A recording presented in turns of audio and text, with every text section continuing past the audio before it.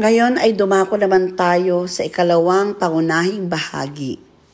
Ito ay ang batayang sanggunian sa pagkatuto o ang teaching and learning resources.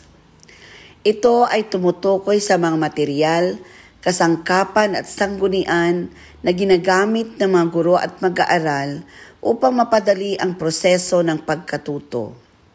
Ang mga ito ay maaring maglaman ng iba't ibang uri ng impormasyon tulad ng mga aklat, artikulo, multimedia, worksheets at iba pang mga resources na makatutulong sa pagpapaliwanag ng mga konsepto at pagpapalalim ng kaalaman ng mga mag-aaral. Sa konteksto ng curriculum, ang batayang sanggunian sa pagkatuto ay mahalaga upang magbigay ng tamang impormasyon at gabay sa pagtuturo at pagkatuto.